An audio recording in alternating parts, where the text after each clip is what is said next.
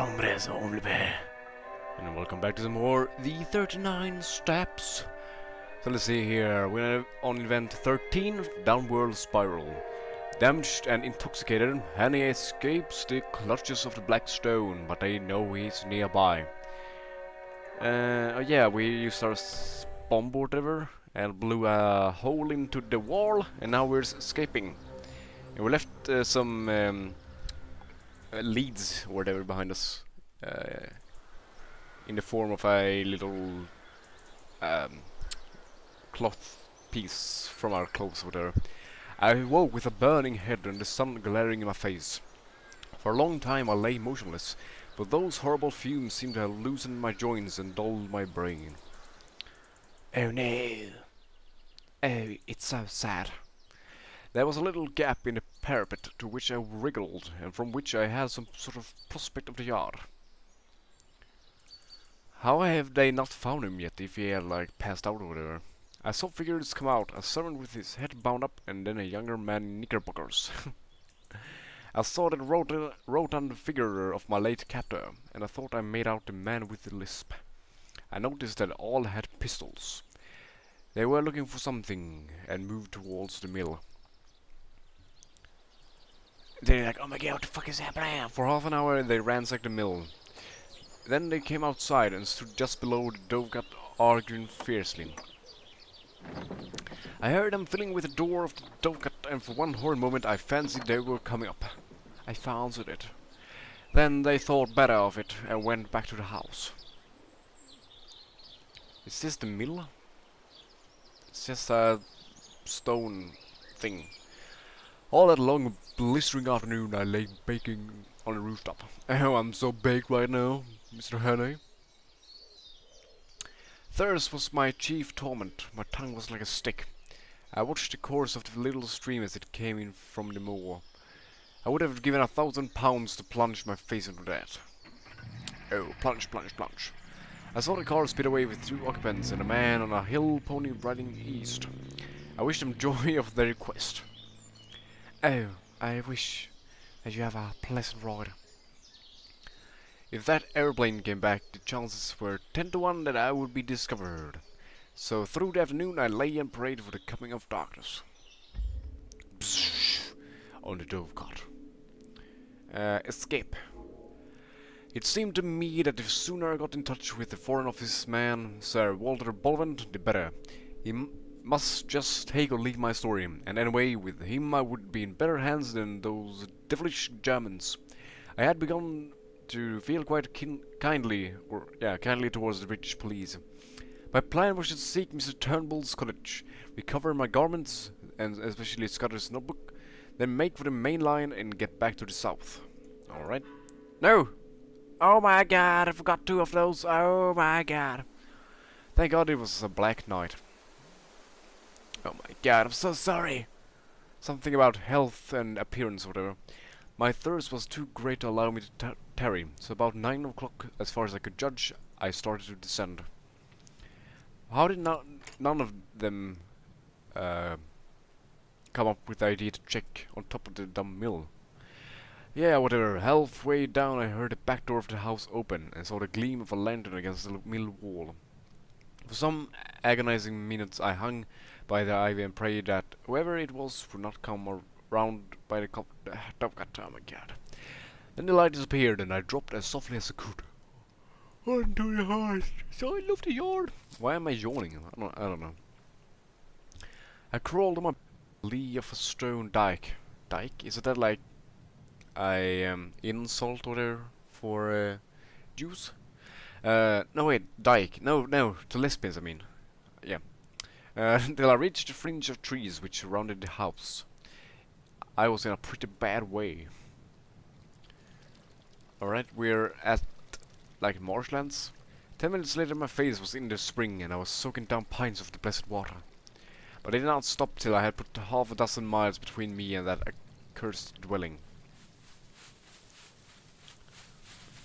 Run, run, run, run, run. Run to the hills again. Oh, look at that dawny moon. It's so bright and nice. Alright, can we make escape? I sat down and took stock of my position. Sir Harry's map had given me the lie of the land. I can remember Sir Harry. Was that the man with the car and the knife or whatever? I don't know. All I had to do was steer a point or two west of southwest to come to the stream where I had met the roadman. I calculated I must be about 18 miles distant, and that meant I could not get there before morning. What will we do? Is the question. Do we have to spend the night here? Oh my god. It's so dark though. And yes, I forgot to turn off notifications in this game. Are you day rises? And again with the yawning. Why am I yawning? I'm tired. Very soon after daybreak, I made an attempt to clean myself in a hill burn, and then approached the herd's cottage, for I was feeling the need of food. Knock on the door. Hello. Any fucking in there? Open the fucking door. Hello. What in the name of... What's happened to you? Forgive me. I've taken a pretty bad fall. Come in. Come in. Oh, what a nice lady. The herd's wife. The Samaritan. Like a true Samaritan, she asked no questions, but gave me a bowl of milk with a dash of whiskey in it, and let me sit for a little by a kitchen fire. She would have bathed my shoulder, but it ached so badly that I would not let her touch it. Whiskey with milk? Is that actually, like, tasty? She was a decent old body and a plucky one. Though she got a fright when she saw me, she had an axe handy, and would have used it on any evildoer. I don't know what she took me for. A repentant burglar, perhaps. I'm not a burglar, I promise. I'm here in the name of the king and the queen, whatever.